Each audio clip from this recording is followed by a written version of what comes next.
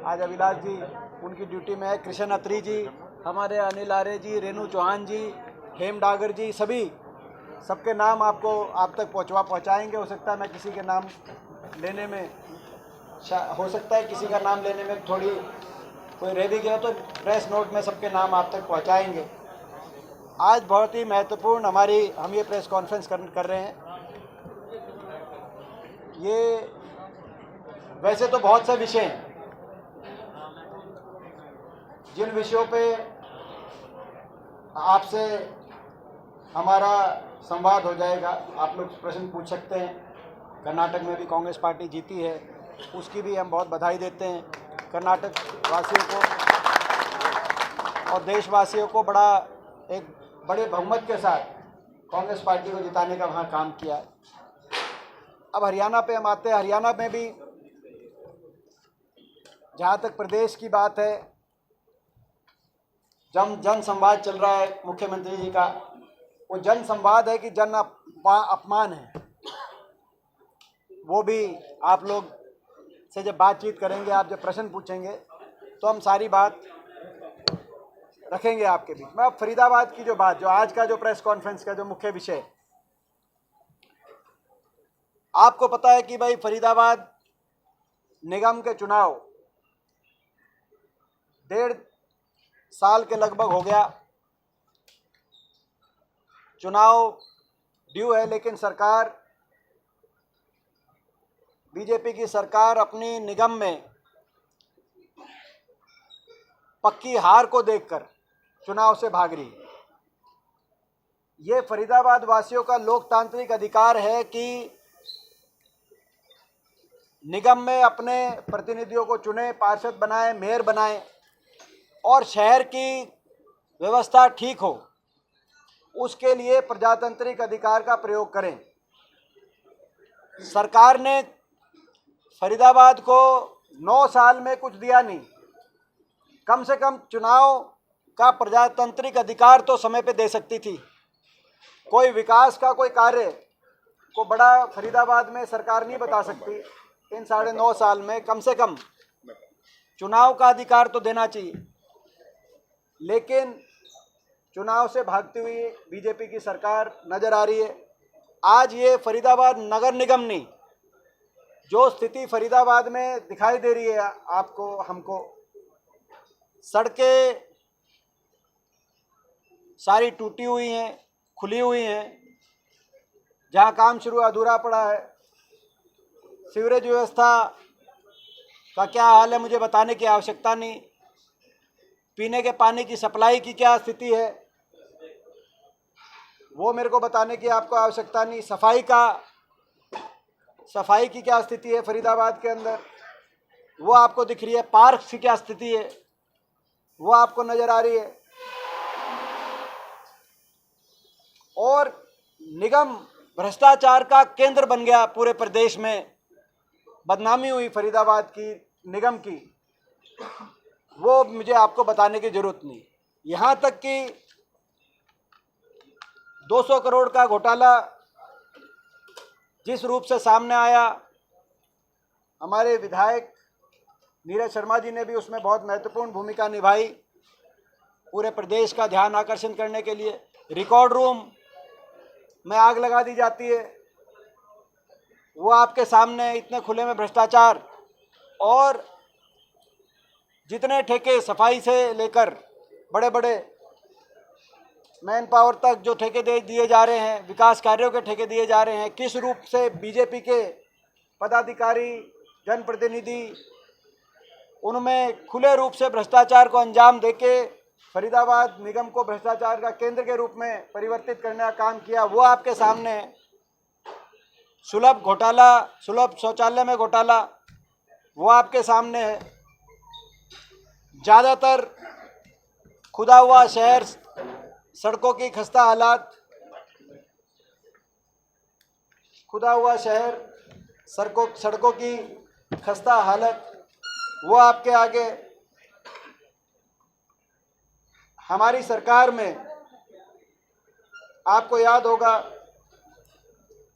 प्याली चौक सड़क को डबल किया गया था। लेकिन आज 9 साल के बाद भी प्याली से बाटा रोड अधूरी है, स्टेडियम अधूरा है। 26 गांव को निगम में जोड़ा गया, लेकिन वहाँ पे उन गांव में कोई विकास कार्य नहीं, कोई सफाई के लिए कोई काम हुआ नहीं। और जो निगम में 1500 करोड़ का घाटा दिखाया जा रहा है, कहीं ना कहीं ऐसा वो सारे ग्रामीणों के मन में ये प्रश्न चिन्ह है कि केवल जो उनके गांव की जो एफडीज थी वो हजारों करोड़ रुपए कहीं सरकार की उन पे नज़र हो, निगम में भ्रष्टाचारियों की उन पे नज़र हो। क्या इसलिए मिलाया गया? कोई काम कुछ उनका हुआ नहीं। कोई भर्ती, दायरा बढ़ गया लेकिन नई भर्ती नहीं हुई। स्टाफ की, सफाई कर्मियों की बात हो या और कोई स्टाफ की बात हो, एक बारिश में फरीदाबाद की निगम की सारी आज तक की कार्य विफलता सामने आ जाती है। बारिश से लेकर और ट्रैफिक तक 500 से कम पुलिसकर्मी ट्रैफिक के। आज फरीदाबाद, जबकि ये इतना बड़ा महानगर निगम, इतनी बड़ी आबादी, स्मार्ट सिटी, और स्मार्ट सिटी के नाम पे क्या हुआ मुझे आपको बताने की जरूरत नहीं, वो एक अपने आप में तो ना तो ट्रैफिक कर्मी जितने होने चाहिए ट्रैफिक कर्मी है। बल्लभगढ़ से पाली जो अभी जो सड़क है वो अधूरी सड़क, बुरा हाल उसका है। मुझे वो भी बताने की आपको आशा। आप तो पता है रेन्यूअल योजना, ये हमारे समय की योजना थी, हमारे समय शुरू हुई थी, आज तक सुचारू ढंग से 9.5 साल के बाद सरकार इस योजना को आगे बढ़ा नहीं पाई।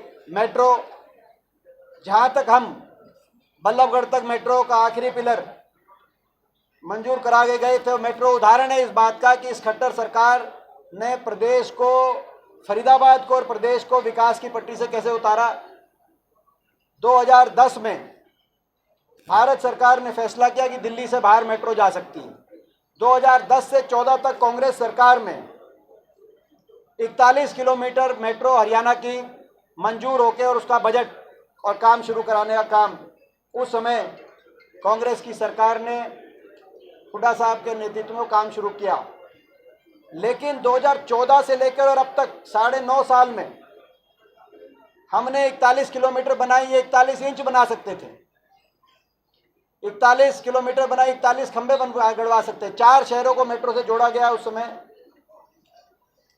ये कम से कम एक कोई कस्बा, एक शहर, कहीं तो आगे मेट्रो किसी कॉलोनी तक पहुंचा सकते थे नया, लेकिन मेट्रो वहीं की वहीं, आखिरी जहाँ खंबा था वो मेट्रो का आखिरी खंबा। तो इतना फरीदाबाद के प्रति, क्योंकि ये मेट्रो तो आगे तक जानी थी। मैंने एक सवाल पूछा था इस साल बजट सेशन में, एक सवाल पूछा था संसद में कि भारत सरकार की तरफ से मेट्रो की परियोजना के, क्योंकि 50% भारत सरकार देती है, बाकी प्रदेश सरकार देती है, कितना पैसा दिया गया पिछले 5 वर्षों में। उसका जवाब था 39,000 करोड़। और वो पूरा का पूरा पैसा, जिसमें RRTS मेरठ तक और ग्रेटर नोएडा, सारा का सारा पैसा भारत सरकार वो उत्तर प्रदेश में मेट्रो को आगे लेके जाने के लिए मेरठ तक पहुंच गई, यहाँ बल्लभगढ़ तक पहुंच गई थी, यहाँ पलवल तक पहुंच सकती थी। लेकिन उसमें से 1 रुपया भी, अब थोड़ा सा ठीक हुआ शायद, खत्म हो गया, नजर लग गया। हेलो, तो ये समय से पहले हम बोल गए शायद। तो एक उसमें मतलब हरियाणा सरकार ने कोई प्रस्ताव ही नहीं भेजा। तो खट्टर सरकार की क्या रुचि रही फरीदाबाद के विकास को लेकर, उसका उदाहरण मेट्रो पे भी देखा जा सकता है। सारे तो ये हम इसको ये कहना चाहते हैं कि बीजेपी का जो ये निगम था, ये फरीदाबाद नगर निगम नहीं, फरीदाबाद नरक निगम के रूप में इसको अगर जाना जाएगा तो कहीं वो कोई गलत। और जो भ्रष्टाचार का केंद्र जिस रूप से बना निगम, वो बीजेपी के भ्रष्टाचार का प्रतीक है। एक बीजेपी ने, ये ऐसा लगता है कि बीजेपी की ने एक नया नारा दिया है, उसके बहुत से उदाहरण है प्रदेश में, मगर ये निगम का उदाहरण, निगम के भ्रष्टाचार का उदाहरण उसमें प्रमुख है कि भ्रष्टाचार और भ्रष्टाचारियों का पोषण और गरीब और आम जनता का शोषण, बीजेपी का नया नारा है। और फरीदाबाद निगम इस नारे का प्रतीक है। और इसीलिए हम मांग करते हैं सरकार से कि लोग तो आप कुछ काम नहीं करा पाए, फरीदाबाद को आपने विकास की पटरी से उतार दिया, तो कम से कम लोकतांत्रिक अधिकार फरीदाबाद के नागरिकों का अपना, ताकि वो कौन ईमानदारी से उनकी सेवा करेगा वार्ड में, कौन ईमानदारी से मेयर के पद पे रह के सेवा करेगा फरीदाबाद की, ये अधिकार उनका बहाल कीजिए। हम चुनाव की मांग करते हैं, इतना लेट हो गया, ये चुनाव कराया जाए जल्दी से जल्दी। कांग्रेस पार्टी अगर ये फरीदाबाद वासियों का लोकतांत्रिक अधिकार, अगर सरकार केवल हार के डर से, अगर हार की डर से सरकार यूं ही भागती रही तो कांग्रेस पार्टी को सड़कों पर उतरना पड़ेगा चुनाव की मांग को लेकर। और हम सड़क से लेकर विधानसभा और संसद तक निगम में चुनाव हो, और जिन्होंने भ्रष्टाचार किया है, जो शहर को लूट खा गए, उनके खिलाफ लोगों को मतदान करने का अधिकार मिले, ये लोगों की बात और भावना लेकर हम उतरेंगे। आज ये हम आप लोग के माध्यम से हम ये मांग करना चाहते हैं सरकार से, और चेतावनी भी देना चाहते हैं सरकार को। इसके अलावा जो बाकी जो प्रदेश की राजनीति, मुख्यमंत्री जी का जन संवाद चल रहा है, वो चल रहा है, और भी आपके प्रश्न होंगे। पहले तो आपसे ही जुड़ा हुआ सवाल है, सागा सीएम दीपेंद्र हुड्डा, तो क्या हुड्डा साहब का रिटायर हो जाएंगे? ये देखिए, जहाँ तक मेरा जो है, मैं कभी किसी पद के लिए मैंने अपने जीवन में कोई जो है संघर्ष नहीं किया। आज हम सब का मिलकर एक ही संघर्ष है कि प्रदेश में परिवर्तन हो, प्रदेश में भाजपा की ऐसी नकारा सरकार, जो सरकार आज ये जो प्रदेश विकास में नंबर 1 हुआ करता, आज वो प्रदेश बेरोजगारी में नंबर 1 पहुंचा दिया। जो आज फरीदाबाद का मैंने उदाहरण दिया, ऐसा उदाहरण पूरे प्रदेश का। तो आज हरियाणा में परिवर्तन की आवश्यकता है, और परिवर्तन ही हमारा लक्ष्य है।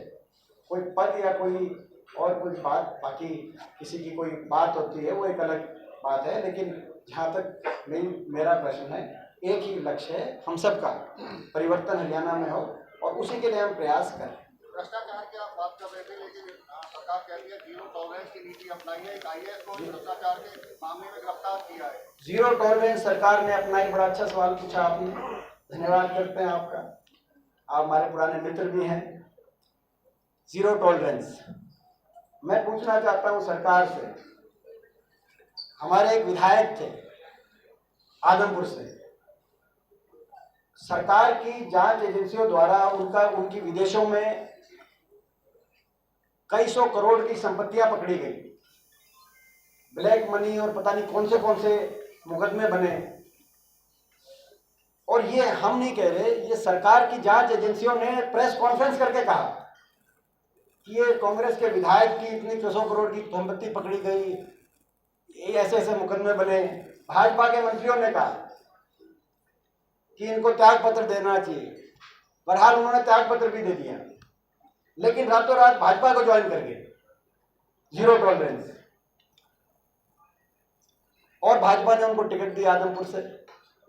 नारा था काला धन लाएंगे विदेशों से, सबके खाते में 15 लाख आएंगे, काला धन लाएंगे। नारा बदल गया, काले धन वालों को एजेंसियों का डर दिखा के बीजेपी में लाएंगे, ये नारा जीरो टॉलरेंस। ये खुल के भ्रष्टाचार, कहीं 40% की सरकार को करारा झटका कर्नाटक में दिया लोगों ने, मगर कर्नाटक तो मैं समझता हूं कर्नाटक से भी ज्यादा, वहां तो 40% भ्रष्टाचार, यहां तो डबल इंजन का भ्रष्टाचार चल रहा है। बीजेपी का तो 40% जो भ्रष्टाचार कर्नाटक में था, वो तो रेट लिस्ट कहीं कम हो नहीं रही देश में, मगर यहाँ तो जेजेपी। और ये हम नहीं कह रहे, जेजेपी के विधायक दादा गौतम, नाम सुना होगा, बयान आया उनका कि ये खोपर अकेला ही जीवन लग रहा है, भयानक ये स्थिति बन रही है। तो यहाँ तो डबल इंजन का भ्रष्टाचार चल रहा है हरियाणा में। तो इतना ऐसी भ्रष्ट सरकार जो कर्नाटक में केवल बीजेपी के भ्रष्टाचार से त्रस्त जनता ने जो सबक सिखाया है, तो कह सकते हैं कि कर्नाटक में तो लोगों ने अभी ट्रेलर देखा है, उनको पूरी फिल्म जनता हरियाणा में दिखाने का काम करेगी बीजेपी को। ये जीरो टॉलरेंस की कहानी और ये हम नहीं, जीरो टॉलरेंस का अगर आपको पूछना है तो दादा गौतम से पूछो, कह रहे हैं कि एक खोपर अकेला जिम रहा है। जीरो टॉलरेंस से आपने पूछना तो जो है अरविंद शर्मा, डॉक्टर अरविंद शर्मा से पूछे। डॉक्टर अरविंद शर्मा जी तो कह रहे हैं अमृत योजना, रोहतक की एक पूर्व मंत्री और वो मुख्यमंत्री का भी नाम ले रहे हैं, खुल के मंच से नाम लिया, आपने देखा पैरावल गांव में कि वो डकार गए। ये जीरो टॉलरेंस है। तो ये तो लोग बता रहे हैं। जीरो टॉलरेंस पूछना है तो आप निगम का पूछो, फरीदाबाद का। हमारे विधायक, मैं इनको एक क्रूसेडर की मैं कहना चाहता हूँ, भ्रष्टाचार के खिलाफ एक क्रूसेडर के रूप में प्रदेश में इन्होंने अपनी छवि बनाई, लड़ाई लड़ी। मगर आप देखिए इन्होंने क्या किया, जीरो टॉलरेंस। जीरो टॉलरेंस तो है कि रिकॉर्ड रूम ही जला दिया जाए, वो जीरो टॉलरेंस है। सर लड़ाई तो लड़ी, लेकिन इनकी विधानसभा का भी बुरा हाल है। आज एक नरेश शास्त्री, आपको बता दूं, नगर पालिका के राज्य के जो है अध्यक्ष, वो आज थाली बजाकर लोगों को इकट्ठा करके इनकी विधानसभा में रैली निकाल रहे हैं। कैसे आप विकास की बात करते हैं? भाजपा तो मानते हैं विकास नहीं कर रही, लेकिन ये विधायक तो आपके, इनकी विधानसभा में विकास होना चाहिए था। देखिए बात यह है कि जैसा कि आप जानते हैं बहन कि कोई कार्य प्रदेश सरकार के अधिकार क्षेत्र में आता है, कोई कार्य निगम के अधिकार क्षेत्र में आता है। विपक्ष के किसी भी जनप्रतिनिधि की जिम्मेदारी अगर कार्य सरकार द्वारा ना किया जाए तो जनता की लड़ाई हर स्तर पर लड़ने की होती है। अगर बुलेट ट्रेन नहीं बन रही और आप डॉक्टर मनमोहन सिंह जी से जाके पूछें कि बुलेट ट्रेन क्यों नहीं बन रही, तो उसके कोई मायने नहीं है, क्योंकि विपक्ष में है। बुलेट ट्रेन नहीं बन रही तो पूछना पड़ेगा प्रधानमंत्री जी से। अगर प्रदेश में कार्य नहीं हो रहे तो जो सरकार जो सत्ता में बैठी है उनसे सवाल पूछना पड़ेगा। आज सत्ताधारी लोग केवल एक विधानसभा में अगर काम ना हो रहा हो, आज प्रदेश में वो विधानसभा क्षेत्र आप बताइए जहां सड़कों की स्थिति ठीक है। ये जो अपना जो जीवने वाली बात थी और खोपर वाली बात थी, ये महकमा भी उनके पास बताया, लेकिन एक पीडब्ल्यूडी की बात। तो कहने का मतलब ये आज विकास, आज जो भी टोल रोड नहीं है, क्या स्थिति खराब। आज तिगांव की सड़क आप जाकर, तो कई सड़कों की बताइए आपको, बीपीटीपी से आप तिगांव तक जाके देखो। मैं समझता हूं कि इस तरह की सड़क की इतनी दयनीय स्थिति शायद देश में कहीं ना हो। तो ये स्थिति आज हरियाणा में विकास के ये दिखाई दे रही है। वहाँ तो जो है विधायक भाजपा के होंगे, वहाँ तो सांसद भी भाजपा के होंगे, और वो जो है कद्दावर जो है उनको अपने आप को सेल्फ प्रोक्लेम कर रहे होंगे। लेकिन तिगांव की सड़क की क्या स्थिति है बीपीटीपी। कहने का मतलब ये है कि पूरे प्रदेश की स्थिति आज विकास की चरमराज हो गई है। उसकी जो है आज लोगों को बड़ा आक्रोश है इस बात। बड़ा घोटाला आपने बताया है और लगातार विधायक साहब को बधाई दी आपने, लेकिन इसमें अधिकारियों की भी गिरफ्तारी हुई और साथ में ठेकेदार की हुई। जो पैसा था उसका रिकवर तो आज तक नहीं हुआ। और कौन कौन लोग शामिल हो सकते हैं, आपको क्या लगता है? क्या सत्ताधारी नेता भी इसमें शामिल है? इस बारे में ये इसके अंदर मैं कल भी डीजी विजिलेंस और चीफ सेक्रेटरी से मिल के आया हूँ और रिकवरी की बात को मैं खास तौर से उठा रहा हूँ। और रिकवरी के अंदर भी आप सबको जान के बड़ी हैरानी होगी कि ये मसला 2017 से चल रहा था, पर 19 के अंदर ये मसला पत्रिकाओं के माध्यम से बाहर आ गया था, शिकायतें चालू हो गई थी और जून या जुलाई में नगर निगम की कमेटी भी बन गई थी इस भ्रष्टाचार के खिलाफ। और उसके बाद बड़ा दुख हुआ इस पूरे भ्रष्टाचार में जो सबसे मोटी पेमेंट है 31 करोड़ की, वो एक ही दिन 4 अगस्त को रिलीज हुई। और जब सरकार ने सबसे पहले जांच की परमिशन दी, उस जांच की परमिशन में उन्होंने वर्ड यूज कर दिया फाइनेंशियल ईयर 2019-20। उस 31 करोड़ की पेमेंट को जांच से बाहर कर दिया। 1 साल लग गया मुझे उस 31 करोड़ की पेमेंट को इंक्लूड कराने में। उसके बाद इंक्लूड हुआ तो उसमें एक टेक्निकल वर्ड डाल दिया कि ऑन गोइंग इंक्वायरी। अभी कल ही मेरे को पता लगा डीजी विजिलेंस ने अगेन विजिलेंस डिपार्टमेंट को चिट्ठी लिखी है कि 17A का एक नाजायज फायदा उठाया जा रहा है। जो एक्स फेशिया क्रिमिनल है उनको रोकने के लिए उसमें एसओपी को भी चैलेंज करने वाला हूं। और डेट याद रखिएगा, 31 करोड़ की पेमेंट 4 अगस्त को हुई थी और उसके मात्र 10 या 12 दिन बाद नगर निगम के रिकॉर्ड रूम में आग लग गई। अभी तक उस 31 करोड़ की पेमेंट को ये फाइल में जांच में ही नहीं शामिल कर पा रहे, जबकि वो सबसे नजदीक की पेमेंट है, उसकी रिकवरी के बहुत ज्यादा चांस। और ये इसके बाद जो अपना मोटी जो आपकी एक और दूसरी बात है, इस तरह का भ्रष्टाचार व्यापक बिना सरकारी संरक्षण के संभव नहीं है। और जांच की भी कोई निष्पक्ष, कई अफसर ठीक हो सकते हैं अपने स्तर पर जांच करने के प्रयास करें, लेकिन सारी जितनी भी सतह हैं, सारी लेयर्स, कहाँ तक तार इसके जुड़े हुए हैं, ये जांच भाजपा सरकार में हमें उम्मीद नहीं है कि सही हो पाएगी, क्योंकि भाजपा की सारी जांच एजेंसी केवल और केवल भाजपा के नेताओं को बचाने के लिए है।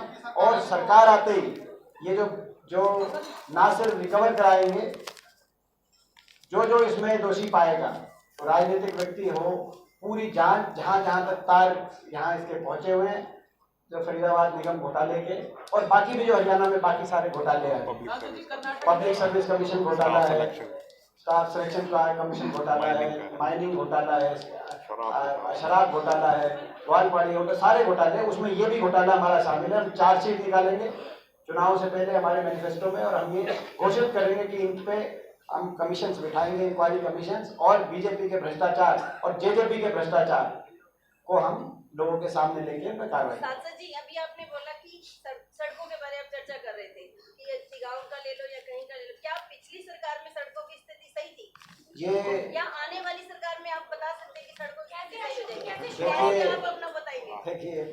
देखिए ये तो चलिए, कोई आप क्या है, मुझे विश्वास है कि आप जो है भाजपा वो नहीं, आप जो है अपना पक्ष रख रहे हैं। हमारी जो सरकार थी ना, आप देखिए हमारी जो सरकार थी, हमारी जो सरकार थी, जहाँ तक फरीदाबाद की बात है, चाहे ये बदरपुर फ्लाईओवर की बनाने की बात हो, हमारी सरकार में बना, चाहे फरीदाबाद बाईपास की बात हो, हमारी सरकार में बना, चाहे फरीदाबाद गुड़गांव 4 लेने की बात हो, वो हमारी सरकार में बना, चाहे वो फरीदाबाद से मथुरा रोड ये 6 लेने की बात हो, ये उस समय सीपी जोशी जी होटल आए, उन्होंने फाउंडेशन रखा, ये हमारी सरकार में रही। सारी सड़कों में उदाहरण दे रहा हूँ आपको। तो ये जो है अपना, अब इसमें हम तुलनात्मक में जाएं, लेकिन आज स्थिति ये है पूरे प्रदेश में, वो तो चलो आप पूछ रहे हैं, हमने जवाब दे रहे हैं, पूरे प्रदेश के लोग हर जगह, मैं तो हर रोज कई सौ किलोमीटर ट्रैवल कर रहा हूँ पूरे प्रदेश में, कोई एक विधानसभा क्षेत्र पूरे प्रदेश का ऐसा नहीं बता सकती सरकार जहाँ सड़कें टूटी ना हो। ये तो पहले भी था। ये आपको लगता है नहीं? आपके कहने से माने हार्डवेयर प्याली रोड पहले भी 9 साल से टूटी हुई थी क्या? ज्यादा सवाल लगे और विधानसभा में रिकॉर्ड बना सबसे ज्यादा सड़क टूटी का सवाल लगे सारे विधायकों द्वारा इस बार जो विधानसभा हुई। तो ये भी आपको हम बताना चाहते हैं, सबसे ज़्यादा सड़कें जो आपका एमएलए हैं हमारे, क्योंकि डिप्टी लीडर हैं, उपनेता हैं हमारे कांग्रेस विधायक दल के, तो इन्होंने ये जानकारी दी। मैं धन्यवाद। कर्नाटक में जो चुनाव सरकार कह रही है कि रेवेन्यू बढ़ा रहे हैं नई एक्साइज पॉलिसी के माध्यम से। हाँ जी, रेवेन्यू बढ़ाने की बात कर रही है नई एक्साइज पॉलिसी के माध्यम से, क्या कहेंगे? देखिए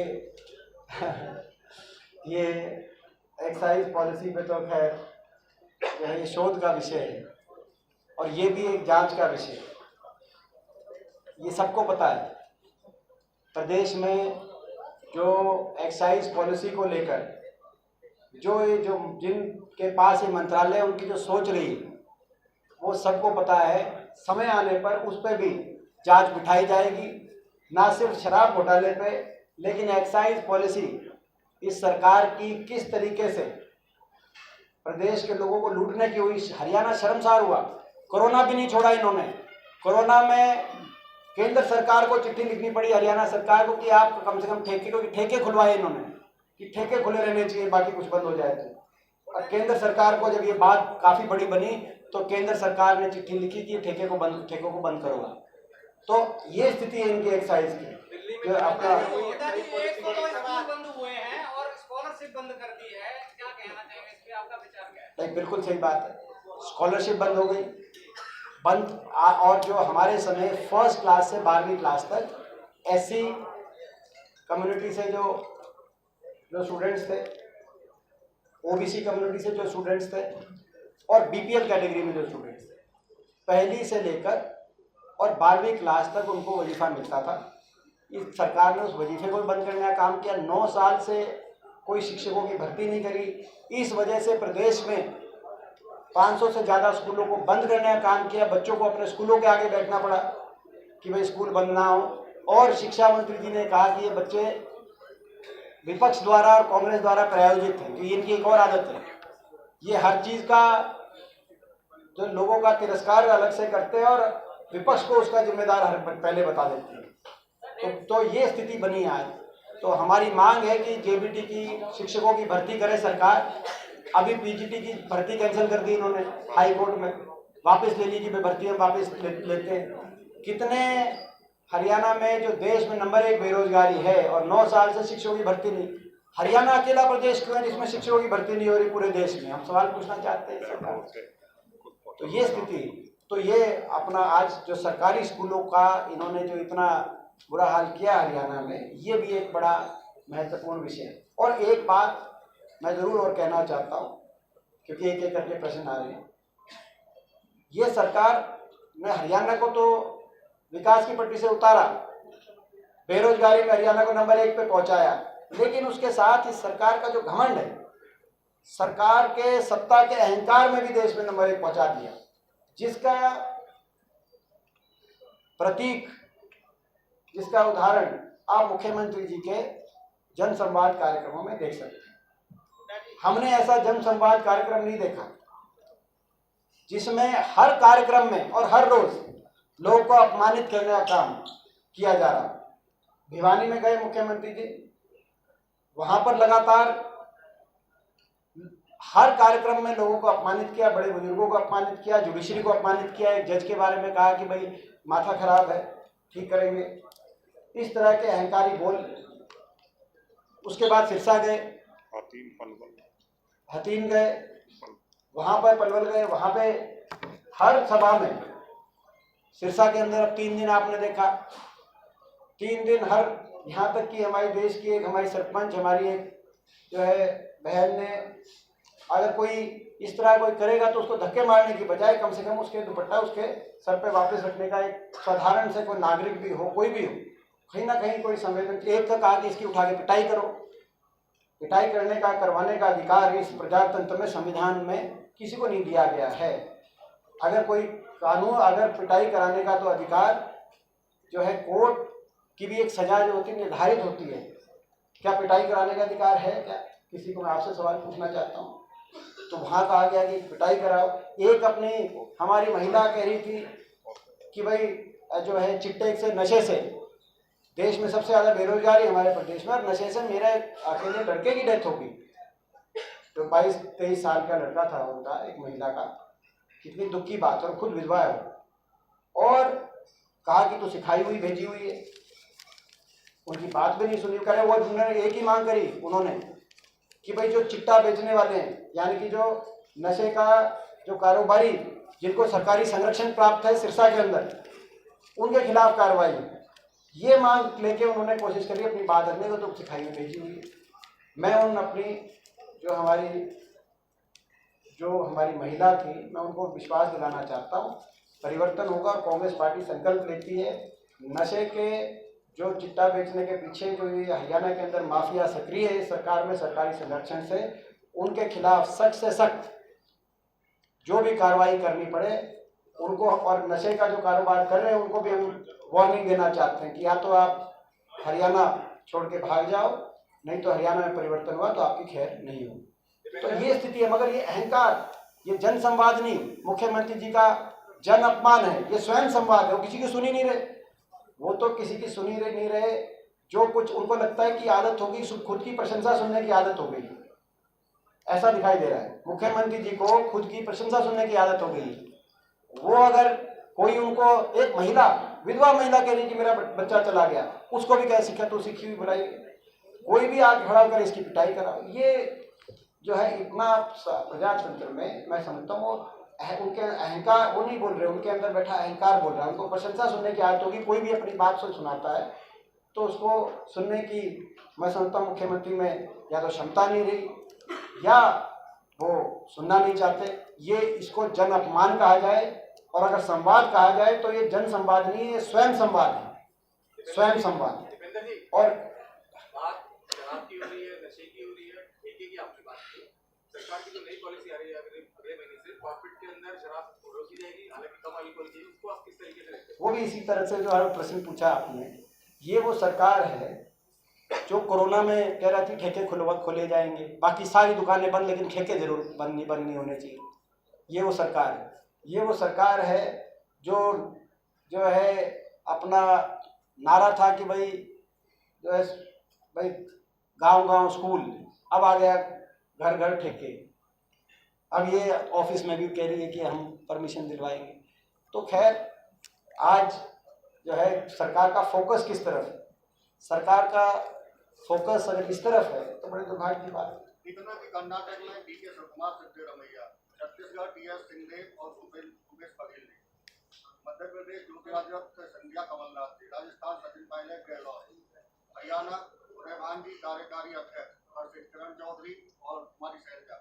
कैसे देख रहे हैं? देखिए राज्य में दिखाई दे रही है कांग्रेस। देखिए, इसमें सबसे पहले तो ये जो आप कह रहे हैं हरियाणा में कांग्रेस एकजुट है, और अगर कहीं फूट है तो भाजपा में है। भाजपा बताए आज इस सरकार में अगर फूट है तो इस सरकार में, ये अंतर विरोधों से घिरी हुई सरकार, इतनी ज्यादा फूट इस सरकार में है वो आज तक हुई नहीं। वीरेंद्र सिंह जी कह रहे हैं कि उचाना से वही लड़ेंगे चुनाव, दुष्यंत चौटाला कह रहे हैं कि ये पहले बात करें और गठबंधन तोड़ो। दुष्यंत चौटाला कह रहे हैं कि वीरेंद्र सिंह, बीजेपी का फैसला वीरेंद्र सिंह नहीं कर सकते। नारनौल में दादा गौतम कह रहे हैं कि वो लड़ेंगे। कप्तान अभिमन्यु कह रहे हैं कि वो फैसला नहीं कर सकते गठबंधन तोड़ने का। दुष्यंत चौटाला जहां जा रहे हैं, जेजेपी की बात करूं तो उनके कार्यक्रमों में उनके विधायक नहीं आ रहे। नरवाना हो गए, नरवाना के विधायक नहीं आए। नारनौल हो गए, नारनौल के विधायक नहीं आए। और जहां तक बीजेपी की बात है, भाजपा में तो इतना ज्यादा ऐसी गुटबाजी। धनखड़ साहब कह रहे हैं कि संदीप सिंह को हम कार्यकारिणी में नहीं बैठने देंगे, और खट्टर साहब कह रहे हैं कि संदीप सिंह तो कैबिनेट मंत्री रहेंगे कोई जो है आरोप लगाने से। अरविंद शर्मा जी कह रहे हैं कि पूर्व मंत्री सारे अमृत घोटाला के खा गए। और मुख्यमंत्री जी के बारे में जो अरविंद शर्मा कह रहे हैं वो मैं सारा आपको बोल दूं, जो उन्होंने सार्वजनिक रूप से मंच के माध्यम से कहा। अगर मैं सारा बोल दूं तो आपको कई बार मेरी वाक्य में बीप बीप बीप बीप करके अपना चैनल में चलाना पड़ेगा। सांसद कह रहे हैं अरविंद शर्मा। आदमपुर में चुनाव हुआ, राव इंद्रजीत वहां पे नदारद रहे, दिखाई नहीं दी हमें, क्यों नहीं आए वो आप उनसे जाके पूछो। तो यहाँ तो जो है हर जिले में, और ये नहीं हर जिले में आपको, यहाँ पर फरीदाबाद की क्या परिस्थिति है मैं बताना नहीं चाहता, किसकी टिकट कटी और क्यों कटी। गुड़गांव में राव नरबीर की टिकट कटी, क्यों कटी। पानीपत के अंदर रेवड़ी जी की टिकट कटी, क्यों कटी, उनकी किससे बनती थी, किसने। ये तो अंतर विरोधों और फूट में घिरी हुई सरकार है। कांग्रेस जो है, कांग्रेस एक परिवार है, कांग्रेस एकजुट है, लोगों की जनभावना कांग्रेस के साथ है। बीजेपी ने 75 पार का नारा दिया था, आप क्या देख रहे हैं? हम परिवर्तन देख रहे हैं हरियाणा में, और हरियाणा में देश में सबसे ज्यादा प्रचंड बहुमत से कांग्रेस पार्टी जीतने जाएगी, जीतेगी चुनाव। हम लोकसभा चुनाव भी जीतेंगे 10 की 10 सीट, ऐसा हमारा मानना है, विश्वास है। और हिमाचल और कर्नाटक तो झांकी है, हरियाणा दिखाना बाकी हमें मानना है। कर्नाटक जीतने के बाद जिस तरह से जो है कार्यकर्ता में जोश है, नेताओं में जोश है, उसी को देखकर तो कहीं नगर निगम को चुनाव नहीं मांग रहे। देखिए, हम पहले भी नगर निगम चुनाव, ये हमारे भाई बैठे विजय प्रताप जी, विजय जी ने लगातार पहले भी इस मुद्दे पे कि निगम चुनाव हो, इनके बयान में देखता रहता हूँ। तो हम पहली बार निगम चुनाव नहीं मांग रहे, मगर अब तो 1.5 साल हो गया, ओवरड्यू है। और अब ऐसा दिखाई दे रहा है कि सरकार की नीयत भी नहीं रही चुनाव करने की। सरकार स्पष्ट करे, आप पूछना सरकार के नुमाइंदों से, पूछना आप जो है यहाँ के मंत्री सांसद से पूछना, कृष्ण पाल जी से आप पूछिए, आप तमाम विधायकों से पूछिए, मंत्रियों से पूछिए कि चुनाव कराने की नीयत है कि नहीं है। और अगर नीयत है तो 1.5 साल तक कैसे लटका? क्या प्रजातांत्रिक अधिकार नहीं है? फरीदाबाद निगम वासियों का क्या? हाँ जी डॉक्टर साहब, अभी आपने कहा कांग्रेस पूरा परिवार के अंदर हम नए चेहरे वापस ला रहे हैं, पुराने चेहरे ढकते जा रहे हैं। क्या पुराने चेहरों पे आपको विश्वास नहीं है? पुराने नए परिवार में सारे चेहरे, हमारे कांग्रेस में समन्वय बनाने की परंपरा रही है, जिसका उदाहरण आपने कर्नाटक चुनाव में देख लिया।